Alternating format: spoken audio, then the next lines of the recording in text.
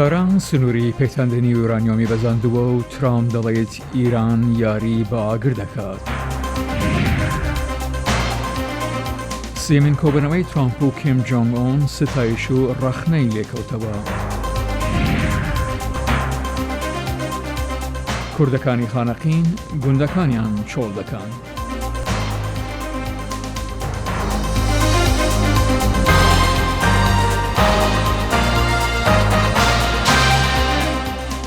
تەماشاچێ لە خۆشەویستی دەمەتان خۆش لە واشنگتنەوە خۆشاتنەوە ڕای بەرنامەی کورد کۆنەکشن ئومیدوارم دەمێگی خۆش وەلمان بوونە سەر.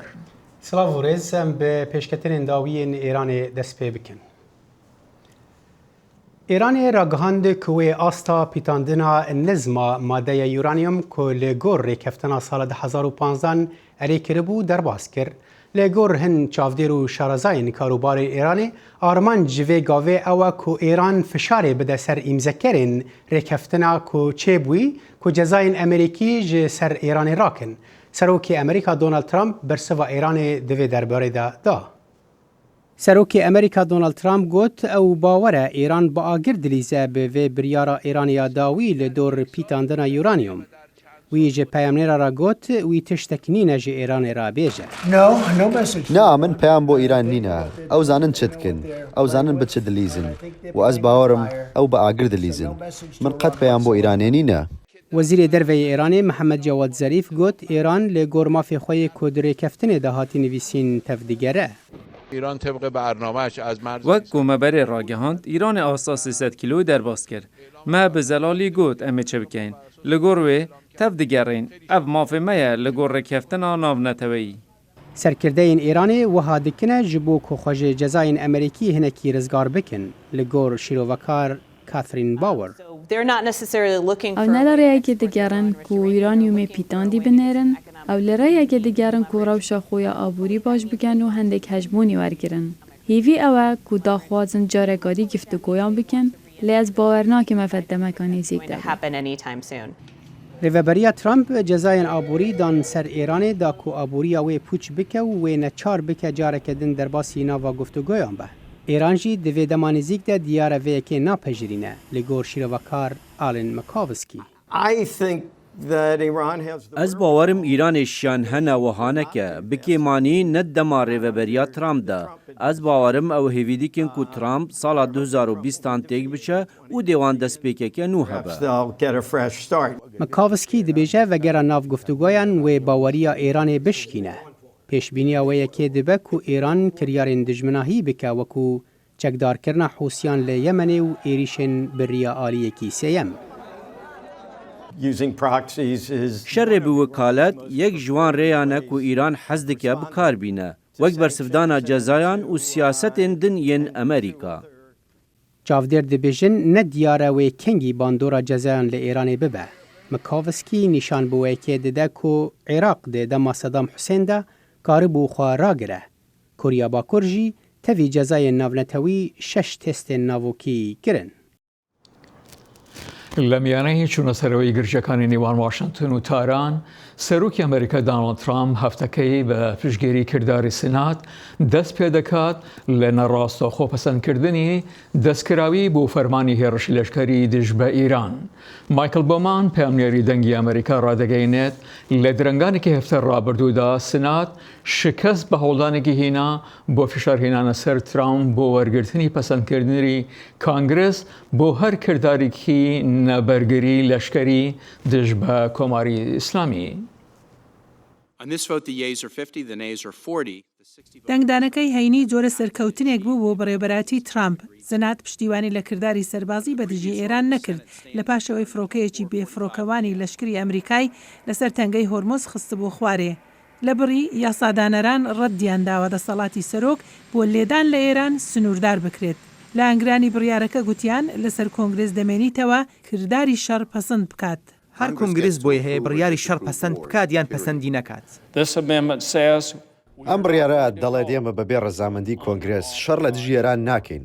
ئەگەر سەرۆک کۆندامانی ئەم ئەنجومەنە پێیان وابێت پۆستە دەست لە کردداری لەشکری دژ بە ئێران بدرێت ئەوجا با مشت و مڕی لەسەر بکەین و دەنگی لەسەر بدەین. ئەوانەی بە بڕیارەکە ڕازی نەبوون گوتیان هەڵەیە و تاران زیاتر هان دەدات. ئەم بڕیارە بە پەلە کراوە لاوازە و شەرمنانەیە. بەم پێ هەوڵ دەدرێت دەستی ئەو سەرکردەی هێزە چەکدارەکان ببەسترێت کە خۆشیان ناوێت. ئەویش لە کاتێکدا کە وڵاتێکی بێگانە فڕۆکە و سەربازانمان دەکاتە ئامانج. بیری لێ بکەرەوە ئێران فڕۆکێکی ئەمریکی خاتە خوارەوە سێناتی ئەمریکا چی دەکات؟ سێنات بە پلە دەنگ دەدات و بە شێوەیەکی نادیار بۆ سنووردارکردنی ئەنجامی لەشەرکێشی بۆ ئەمریکا. ئەمە ناچێتە بیری مرۆڤ. زۆر لە کۆماریەکان باسی دەستپاراستنی ترامپیان کرد لە وەڵامدانەوە بە ئێران. سەرۆک بڕیارێکی تۆڵەسەندنەوەی بەهۆی خستنە خواری فڕۆکە بێفرۆکەوانەکە کوچەڵ کردەوە و لەبڕی سەزاکانی بەدژی تاران تونتر کرد و هێزی زیاتری ئەمریکاشی لە ڕۆژهەڵاتی ناوەڕاست جێگیر کرد. کە دەگاتە سەر بەکارێنانی هێز بەڕێوەبەرەتی تەنها یەک کاری کردووە ئەویش ئەوەیە مسۆگەری بکات کەشتی پێویست فڕۆکەی پێویست سەربازی پێویست سەرمایی پێویستمان لە ڕۆژهەڵاتی ناوەڕاستدا هەبێت بۆ ئەوەی ئەگەر هات و پەلامار دراین بتوانین وەڵام بدەینەوە ئەوە تاکشتە کردویانە. دموکراتەکان ڕازی نەبوون. گەلی ئەمریکانی گەران و جێی خۆیەتی کە تەنانەت ئەگەر سەرۆک شەڕیشی نەوێت بۆی هەیە لە شەڕ نزیکمان بکاتەوە. زۆر جاران هەندانێکی بچووکیش لە ڕۆژهەڵاتی ناوەڕاست دەتوانێت کنترۆلی بارەکە لە دەست باتە دەرێ. وڵاتەکەمان ئەو دەرسە بە ڕێگایەکی سەختا فێر بووە. لە ساڵی 2001 کۆنگرس بڕیاری کردداری سەربازی لە ئەفغانستان ڕاگەیاند. ساڵێک دواتر بڕیاری شەڕی لە عێراق پەسەند کرد.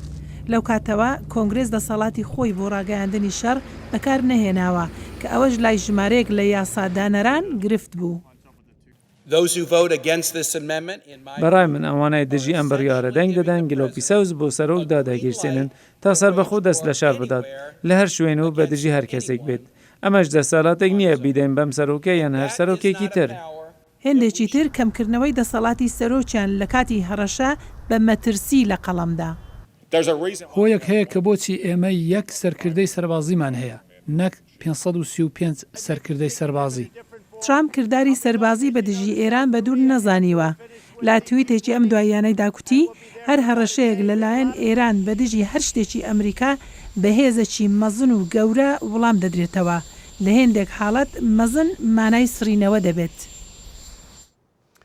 کۆمبوونا سەیەم ناوبەرا سەرۆکی ئەمریکا دۆناڵد ترامپ و یە کۆریا باکوور کیم جونگ ئۆندا بوو جهێ پەسەندان و رەخنەیەن گەلک ئالیان. رەخنەگر دەبێژن ترامپ بالێ دکشینە سەر دیکتاتۆرێکی بێکوتە قەزەنجان لە دۆر بەرنمەیە ناوۆکیە کۆریە وەرگرە و یێندن هەولن ترامپ وەکو هێویەکێ دەبینن ji بۆ ئاشتیەکە دەم درێژ لە نیڤگراڤا کووری. ئاگاهیان بهتر divê raportê de.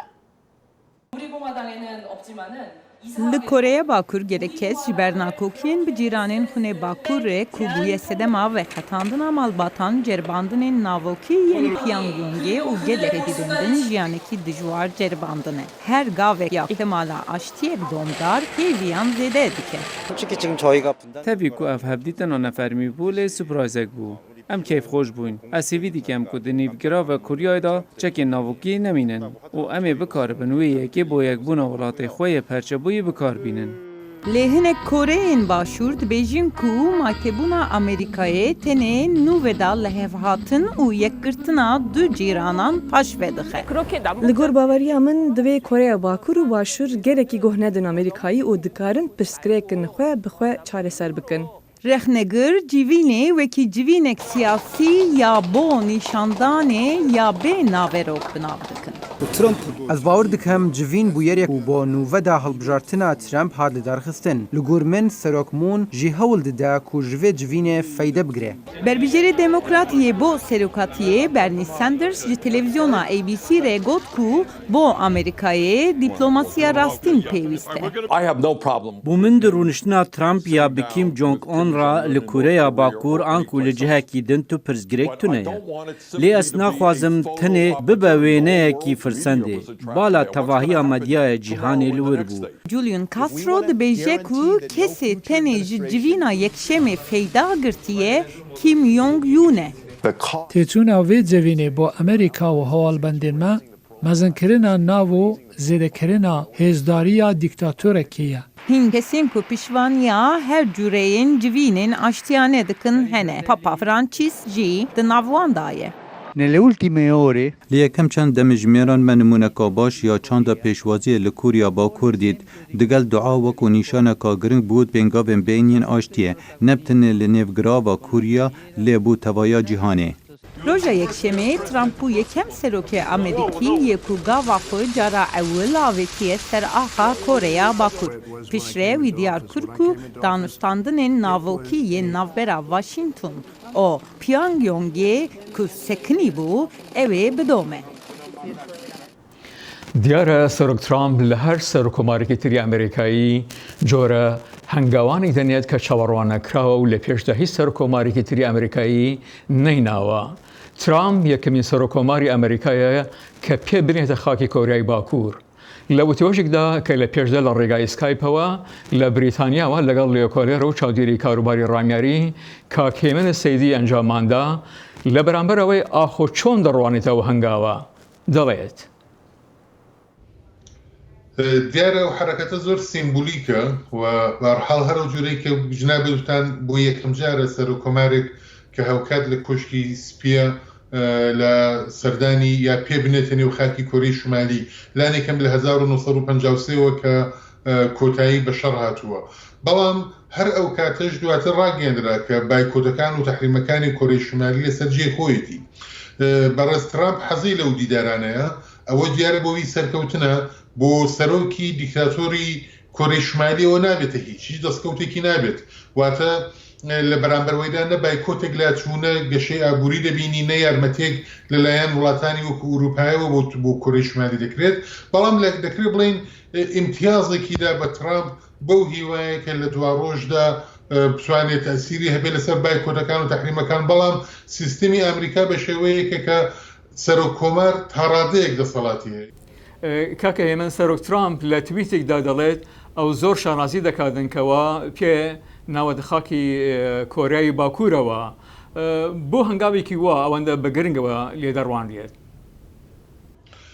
خۆب لەبەروەی کە دەکرێت بڵێنەوە پاشەکشەی کۆریای شمالیە کوریای باکوورە چون بەبێوەیەکی هیچ ئاڵوگۆڕێک لە سیاسەتی ئەمریکا لە گەمارۆکانی ئەمریکادا بەرچاوکەوت پێت دیکتاتۆری کۆریای شمالی بەرحاڵ ئەو پاشەکشەی کردەوە ویزنەی داوە کە سەرۆکۆمارێک کە تاکوونی دوێنێ پێیان دەکوت دوژمن بەبێوەیەکی هیچ گۆڕانێک لە سیاسەتەکانی خۆیدا بکات ئێستێ دێتە نێو خاکی وڵاتەکەیان. چۆن دەڕوانە کەسایەتی سەرۆک ترامپ لەوەی کە کارفەرمایەکە و بازرگانێکە بەڵام لایەنانێکیش بە شەڕخواز ناودێری دەکەن. چۆن کەسێکی ئەگە شەڕخوازە دەستی ئاشتی درێژ دەکات بۆ کۆریای باکوور؟ هەڵبەت ئەو ژووری کوتان کەسایەتی ترامپ جیاوازە زۆر حەزی لە دووربین و کامێرایە زۆر حەزی لەوەیە هێندێک کار بکات کە کەسێک پێشبینەی کردبێت بەڵام ئەرزم کردن یەکەم ئەوەی کە سیستمی ئەمریکا بە شێوەیەکە کە چێک و باڵانس دەکرێت سیاسەتەکانی کۆشکی سپی لەلایەن تیمی ڕاوێژکارەکانەوە لەلایەن کۆنگرسەوە چێک و باڵانس دەکرێت لەوی گرنگتر ئەوەیە کە ترامپ تا ئێستا چەندین جار هەڵوێستی هەبووە بەڵام دواتر گۆڕانی ترا پێکێناوە بۆ وێنە لەسەر کشانەوەی هێزەکانی لە سووریا کە دوایی کە ڕاوێژی کرد بە بۆچوونی خۆیدا چۆوە لە هەمووی گرنگتر ئەوەیە کە ترامپ نەیهێشت شەڕ لەگەڵ ئێران بکرێت دوایەوەی کە درۆنێکی ئەمریکی لەلایەن ئێرانەوە کەوتە خوار دەدەقیما بوو ئەمریکای هێرش بکات بەڵام ترامپ لەبەرەوەی کە کەسانێکی زۆر بێتاوان دەکوژرێن و بەرابەر نەبوو لەگەڵ قیاسەکە لەگەڵ بەربوونەوەی درۆنێک پاشەکشەی کە دەکرێت بڵێن ئەو ڕوخسارەی کە دەگوترێت ترامپ شەڕخوازە و لایەنگری ئاشتینیە لانی کەم لەو یەک دوو دیمەنەی ئاخریدا بە نیسبەت ئێران بە نیسبەت کۆرەی شمالی ئەو گۆڕانی کرا پێکاتەوە. کاکە هێمن کاندیدی دیموکراتەکان بۆ سەرۆکایەتی ئەمریکا کاردانەوەی جیوازیان هەبووە لەو ڕوەوە تا چەند ئەم هەنگاوەی ترامپ بە هەڵبژاردنەکانەوە گرێدراوە. تەبعاً لە هەڵبژاردنەکانی 2020 نزیک بووینەوە هەرو جۆرەی کە ترامپ پێخۆشە کە بۆ جاری دووهەم ئیدارەی کۆشکی سپی بەدەستەوە بێت ڕقیبەکانیشی لەناو حیزبی دموکراتدا دایان هەوێ ئەو پەڕی خەڵک وەرگرن لە هەر هەڵەیەک هەر گافێک تەنانەت ئەگەر دەستکەوتیش بێ کەمی نیشان بدەن بۆ ئەوەی کە لە ململانەکی خۆیان لە کەڵکی لێوەرگرن بەڵام بە بڕای من بەگشتی ئەم دیدارە هیچی لە جێگە و پێگەی ترامپ کەم نەکردەوە چون هیچ دەستکەوتێکی بۆ کۆریای شمالی نەبوو تەنیا ڕێکۆردێکی شخصی بۆ سەرۆکۆماری ئەمریکا تۆمار کرا. کاکی من جۆ بایدن جێگەری سەرۆکۆماری پێشوو و هەروەها کاندیدی سەرۆکایەتی دەڵێ سەرۆک ترامپ نازی دکتاتۆرێک بەسەر بەرژەوەندی نیشتمانیەوە دەگرێ. ئایا سەرۆک ترامپ وەکو خۆی دەڵێ دکتاتۆرێک بەرەو ئاشتی ڕادەکێشید و ئەمریکا لە شەڕ دوور دەخاتەوە یان نازی دکتاتۆری دەکیشێن؟ زۆر سروشتیە جۆ بایدن کە ئێستا لە هەمووان لە پێشترەوە احتمالی زۆرە ساڵی داهاتوو ڕکابەری سەرەکی ئەمریکا بێت ترامپ بێت لە هەموو هەلومەرجێک کەڵک وەردەگرێ بۆەوەی کە ترامپ بکوتێ بەڵام ئەو قسەی جۆ بایدن کاتێک دروست دەبوو کە دەگەڵ پێنانە ناوخاهی کۆرەی شمالی ترامپ دیارێکی بۆ پیونگیان بربا. ترامپ لە گەمارۆکانی کەم کردباوە سیاسەتی خۆی گۆڕی بە یا کوتبای کۆرەی شمالی بۆی هەیە موشکی بالیستیکی هەبێت. هیچ کام لەو گۆڕانانە لە سیاسەتی ئەمریکا نەکراوە بۆیە من پێم وایە ئەو ڕخنەیەی جۆ بایدن لە جێ خۆیدانە. بێگومان دەتوانن درێژەی ئەم وتوێژە لەسەر ماڵپەڕی بەشی کوردی ئەمریکا تەماشا بکەن. دانیشتوانە کوردەکانی گوندەکانی دەوروبەری خانەقین ژمارەیەکی زۆر لە گوندەکانیان چۆڵ کردووە و ئەو گوندانش کە مامنەتەوە خۆیان خاڵی چاودێریان داناوە و بە شەوان گوندەکانیان دەپارێزن. زۆرێک لە گوندە کوردنشینەکانی دەوروبەری قەزای خانەقینی پارێزگای دیالە چۆڵیان کردووە.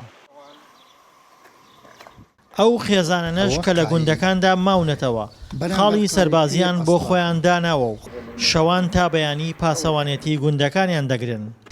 دەکەل زۆری چۆڵی کردا دواساش ئەم سنوورە لێرەوە تاکو دەچێتە جەلەولا بڵێن دراوشەیە و قایەیە و جسر حەلوانە و وادل عۆسەجە ئەمە عارەبە بەڵام دیشێرک بەتایبەت دیشێرک کووردە. لایەنە کوردیەکان هیچیان بۆ گوندە کوردنشینەکان پێ ناکرێت. تەنها لە دوورەوە ئیدانەی فشارخستنە سەریان دەکەن و ئاماری چۆڵبوونی گوندەکان تۆمار دەکەن. نسخۆماتۆ کوردی دێنەماوە 37 گوندی دەوروبەری خانەقین چۆڵی کردووە ناو خانەقین عەرەبی تێهاتووە ناو کەرکک عەرەبی تێهاتووە ئێستا بۆ ئەوان قازانجا ئەگەربیانە سەرژمێری بکەن ئێستا لەم کاتە. ئێرە ناوچەی گڵەی نێوان جەلەولا و خانەقینە شەوتا بەیانی هێزە ئەمنیەکان لە بارەگاکانیان دەرناچن. ئەو کوردانەی ماونەتەوە لە ناوچەکەدا خۆیان بەرگری لە خۆیان دەکەن. شەوتا بەیانی ئەم ناوچەیە زرمەی ئارپیچی و چەکی قورسی لێ نابڕێە. نقطانە ئەو خۆتان بینن نقطەکان ئێمە شەوانە مە حاڵمانە تا بەیانی ماڵیان ناوا بێکەوانی جێمانیان هێشت لە دوای ئەوە ئێساشێکی یان نەهاتن منە کاکەمان مردن نحنی معقۆلە ئێوە لەسەر ئەم پۆست و پارە و نەفت و ئەم کێشە ئەنەنەوە بۆ مەحافزە کەرکووکتایسیەوە نەتوانن ڕێکەفن یەکاکە گیانیانی ئەم ناوچانە کورد نین بەس ئەو منتەقە کووردە. ئێستا بێناسترین پێکاتە لەم ناوچەیە کووردە. ژیان لەم ناوچەیەدا تەنها بۆ کورد ئەستەمە لە کاتێکدا پێکاتەکانی تر بێکێشە دەژین. تا دێت فشاری سەر کووردە گوندنشینەکان زیاد دەکات بۆیە ڕۆژ لە دوای ڕۆژ کوردەکان ناوچە کێشە لەسەرەکان بە تایبەتی گوندەکان جێدەهێڵن. حکوومەتی هەرێمیش جگە لە ئیدانەکردن هیچ هەنگاوێکی نەهاویشتووە بۆ ئەوەی فشاری سەر کوردەکان کەم بکاتەوە. دڵشادەنوەر دەنگی ئەمریکا ناوچەی گڵەی.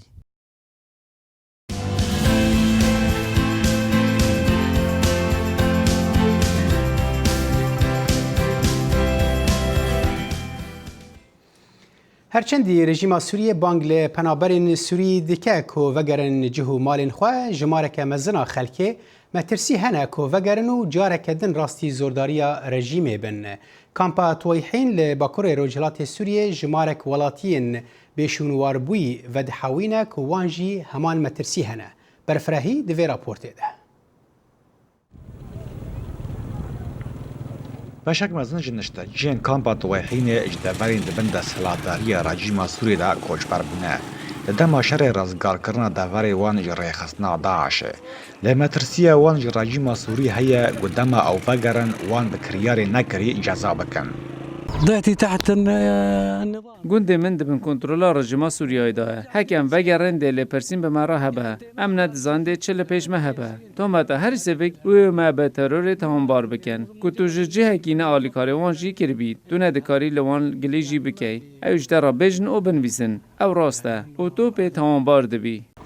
Yek ji koçberên vê kampê gojî gundewarê hemaya nexwast navê xwe ji me re bêje û rûyê xwe veşart ji tirsa ku bê naskirin ji aliyê rejîma Sûriyê de.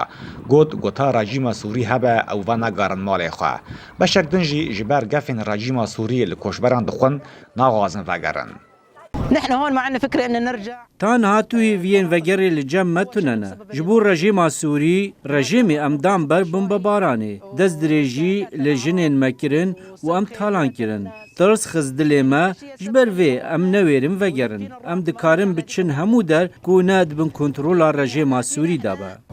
هروها هجمارک مزن ناخوازن وگرن جبر او جو ارتش سوریه و قطیانه و رژیم سوری همو جه و وارن وان رو خواندنه و تالان کرنه گو بلی چادر کشبریه تشکل پیشوان نمایه ما لنا بيوت خانین متوننه ایک و هات رو خواندن و یه هات دزین بالافرن رژیم حمود تش دابر خو تشتکی کو ام لسر وگرن نما دما ام هاتی منان و خارن پارس کر ام نورن وگرن سالا پار هنجمه و گریانجین خو لی رژیم همه گردن و اشکنجه کرن.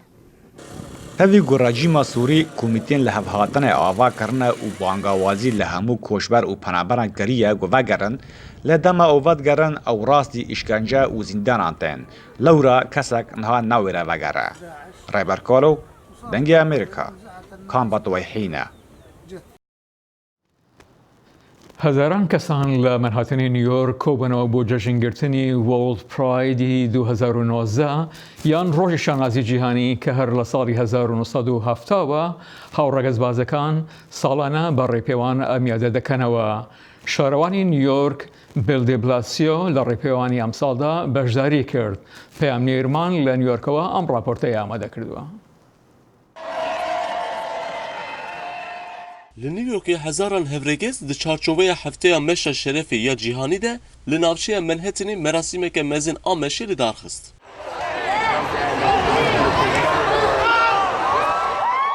Di çalakiyê de ku kolan û mirov ji serî heta xwarê bi rengên keskesorê hatibûn xemilandin gelek bergiriyên evlikariyê hatin girtin. Serokşeredarê Newyorkê Bill de Blasio jî bi endamên LGBTQ'yê tev li meşê bû. Alison Jacobs ku tev li çalakiyê bûbû got ku ew xwe gelek bextewar hîs dike û hadomand. İsal em çalakiya savegera pênciyan a meşa şerefê ya cîhanî pêktînin ez xwe fantastik hîs dikim gelekî xweşim û li deridorî gelek keskesor dibînim meşa şerefê çalakiya min a herî xweş e her der herkes rengîn û gelek bextewar e li deverên cihê yên Manhattanê çalakiyên cihê tên dildarxistin ez ji bo her kesî meşekî bextewar dixwazim. Louis Andrade balkşan ser tekoşîna Stonewallê ango duwarê kevir û wiha domand. Em meşa şerefê li dar dixin ku 5 sala berê bi têkoşana Stonewallê hatibû destpêkirin. Stonewallê li hember polîsan azadî û mafên me diparêzin. Mafên ku niha hene ji têkoşana Stonewallê tê. Bi tevî em bû sibaroja xwe li verin. Hemî mirov wek yekin. Ez ji bo her kesekê azadiyê dixwazim. Azadî ew e ez û hevalên xwe bi rehetî li kulanan bigerîn. Ez wekû her kesekê dî bacê didim. Maçima xwedî ol mafê xwe nebe. Ez hej tevaya dunyayê dikim û bi hêviya aştiyê me. Willow Ross jî wiha xeber da. Ez pir bi kelecan û bextewarim. Em demekî xweş derbas dikin û di heman demê de jî hêla polîtîk ve beşdarbûna vê meşê ji bo gelek mirovan girîng e. Lewre kesên ku tên vê derê dikarin hebûna xwe nîşan bidin. Her kese ku xwedî nasnameyekî cudaya cinsî ye şayanê vê yekê ye ku çawa be divê wisa were qebûl kirin. Îsal salvegera pencemîn ya meşa serbilindbûnê anko şerefê ye û meşa di asta cîhanê de li New Yorkê tê li darxistin. Em dikarin bêjin ku meş hem dilê mirov xweş dike hem jî polîtîk e. Eger hûn ne ji rêzê bin û ji ber vê yekê dakevin kolanan ev yek dibe helwestekî polîtîk. Sinan Tunçdemir, Dengê Amerika, Newyork.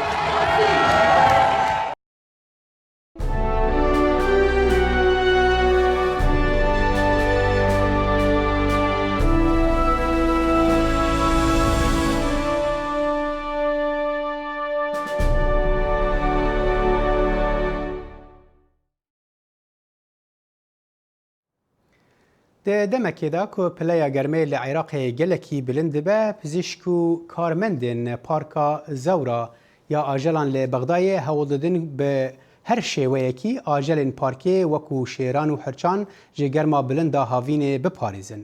Li vê raportê temaşekin. وەرزی پلەی گەرما لە بەغدا بە کەڵکی ژیانی ئەو ئاژەڵانە نایەت کە لە ژینگەیەکی ساردا بوون و ئێستا لە باخچەی ئاژەڵانی زەورا لە بەغدا گیرساونەتەوە. لە ژینگەیەکدان پلەی گەرما سەر و 45 پلەی سەدیە. کارمەندانی باخچەی ئاژەڵانی زەورا هەموو توانایەکیان بۆ مانەوەی ئەو ئاژەڵانە خستۆتە گەڕ. ئەم شەپۆلی گەرمایە کێشەیە. سوزی لە ڕابردوو لە ڕێگەی خواردنی شیرەوە ئاوی لەشی خۆی ڕادەگرت بەهۆی ئەم گەرمایەوە. ئاوی ساردی بۆ دەکەمە پەرداخەوە دەیخواتەوە. شوێنەکەشی دەبێت فێنکەرەوەی تیابێت. شێر و هاوشێوەکانی بەرگی ئەم گەرمایە ناگرن. لە بەغدا و شارەکانی تری عێراق کەمی کارەبا ژیانی مرۆڤەکانیشی خستۆتە زەحمەتیەوە. بەڵام ئەم پزیشکە دەیەوێ ئاستەنگەکانی نەبوونی کارەبا بۆ ئاژەڵەکان کاریگەری نەبێت. بەیانیان ئاوشێنکردنیان دەست پێ دەکات شوێنەکەشیان خۆر نایگرێتەوە. لە بەرتەندروستیان دەیانهێن لە بەرخۆری بەیانیان کە هێواشە. ئەو خواردنانەش کە دەدێتە ئەو ئاژەڵانەی کوێستانین پێشتر دەخرێتە بەفرگرەوە.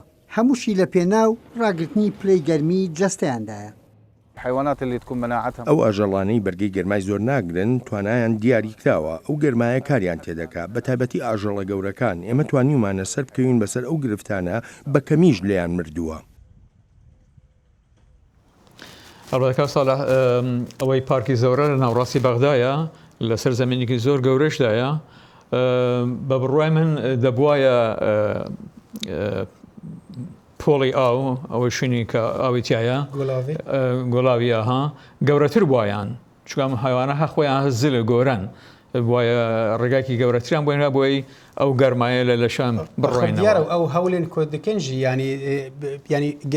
ینی زوو جیانبێژن پارکە ئاژەڵان gelek جوورە ئاژەل تێدا هەنێ ئەوەی چاوە جەهێکی سار بکەن ڕەنگە هەنێک ئاژەل جێن سار حەزی نەکەن ئەرکێکە هەندێکی قرسە دەبێ بەرپرس وێ بدن بەرچاوان لە هەر حال پلا گەرمێک و باندۆرێ دەدێ سەر وان ئاژەڵان لە gelek cihan li kampên penaberan dide ser mirovan jî yanî em dizanin li herêma Sûriye û navêna Sûriye û Iraqê da wê herêmê gelek kampên penaberan hene ew jî niha zehmetiya wê pilaya germê dikişînin yani ew jî zor e rast e yanî pêwîstî bi wan jî heye lê divê bala xwe bidin mirovan jî her hal bêler hêja li vir em digihin dawiya dema bernama Kurd Connection ta cara bê bimînin xweşiyê بمینە خۆش.